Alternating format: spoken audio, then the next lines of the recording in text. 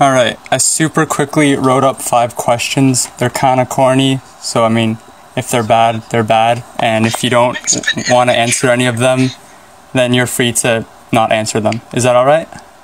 No problem. Do you want me to send you the questions over text, or should I just ask you them vocally? You can just ask me them vocally. And do you mind if I record this, just so then I have proof that this happened? No problem. Alright. No problem. Alright, nobody be rude. Alright, so the first question that I have for you is, how did you, like, discover music and your interest for it? Well, I don't, you know what, like, when I was young, like, I used to always play, like on my PS1, and, like, I'd be more interested in the music than the actual, like, game, so I'd always, like, pause the game and listen to the music. Like, and that's kind of like how I kind of found my interest in it. And there was like an actual game on a PlayStation 1 where you could fucking, like, I think it was called like music production on PlayStation or something, right? Yeah. Like that you could actually like make music on a fucking PlayStation. I don't know if you guys know this shit, but it's actually insane.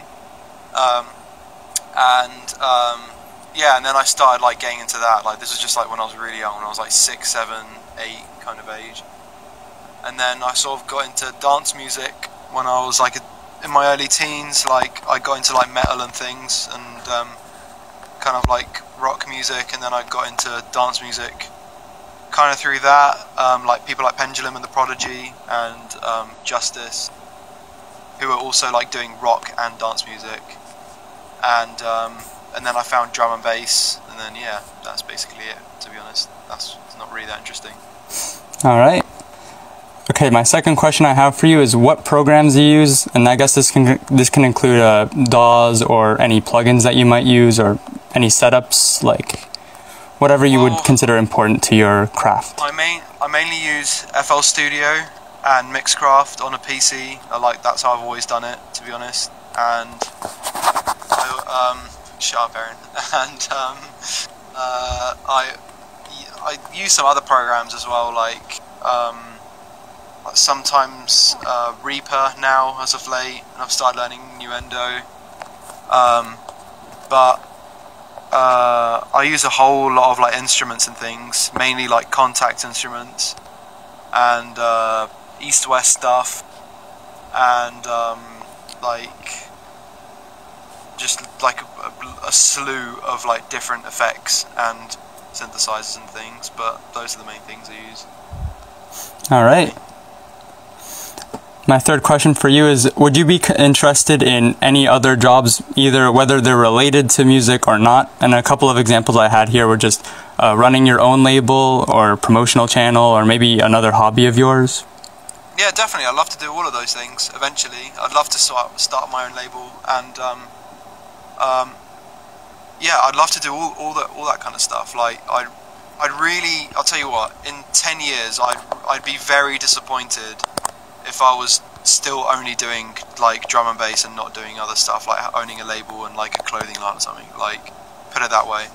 Like, I really want the brand to grow as much as possible, and like do a lot of other things, like starting a record label, and you know, like doing a proper merch line, not just selling t-shirts with my logo on it, but like actually do like a nice, like full on like apparel that isn't not even stuff maybe even to do with my brands, maybe like something that's tied into my brand but like has other stuff in it as well.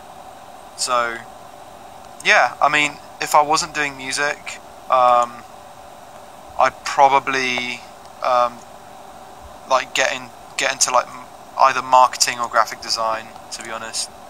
Like, I also love doing those things.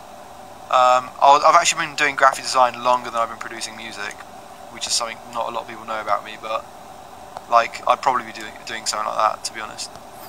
Alright. So this next question is one of the more, I guess, sensitive questions, so if you don't want to answer it, that's completely fine. Just on average, just on average, or like a broad estimation, how much would you say you make in a year? How much do I make? Yeah. That's why, like, 'cause money and such. What's the best way for me to answer this? I mean, alright, as of now, I make more than enough money, like, to be able to, like, live fine and, like, you know, pay rent and eat food and, like, drive a car and keep myself alive, basically. But I know it's difficult to do that kind of thing in the music business, especially as an independent artist, but it's, like, definitely possible. Like, it's not impossible. Like, it's not, like, a totally far-fetched idea. The thing about doing music full-time, if you want it to be, like, a full-time job, best thing to do is to, like, kind of do a lot of things within the music business. I don't just, like, expect to make loads of money out of Spotify or, like, label income or whatever like that, because it's not always reliable. Like, a lot of my sort of things comes from, like, not just, you know, the label and things, but also, you know, make money from my own merchandise stuff and my shows on tour, and then I also do, like, remixes and then sample packs and then, you know, things like that. Like, I always, like, do other things just to, like, for example, if I don't have one money source, like, I have another one, do you know what I mean? So, like, if I have, like, for example, a really bad month on Spotify or something like that, then I can make up for it by, I don't know, doing a remix for someone or something, where I get, like, a, you know, a remix fee, you know?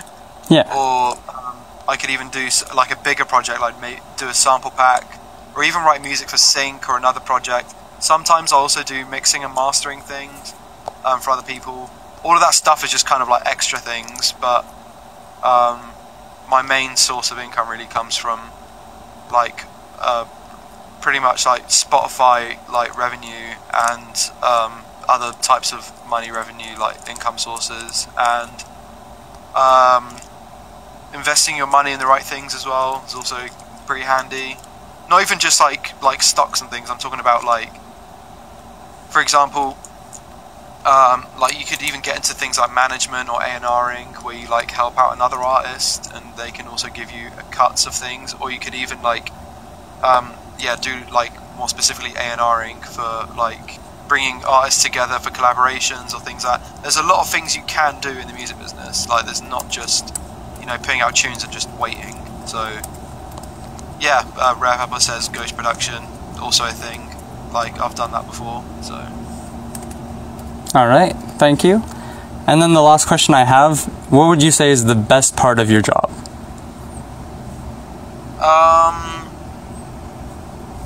Honestly, this is going to be such a fucking corny answer, but,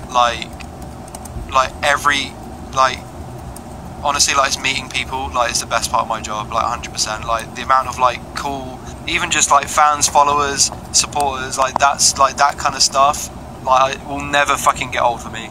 It's meeting, like, really famous people, like, was really, like, cool at the beginning, but then you kind of get used to it, and it's, like, not that exciting anymore, and then you realise they're just normal people.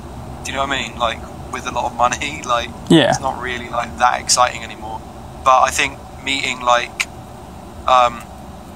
real honest, like, fans and stuff, and people, like, who can relate to your music and things, is, like, that will never really get boring for me, to be honest. That's probably the best part of my job.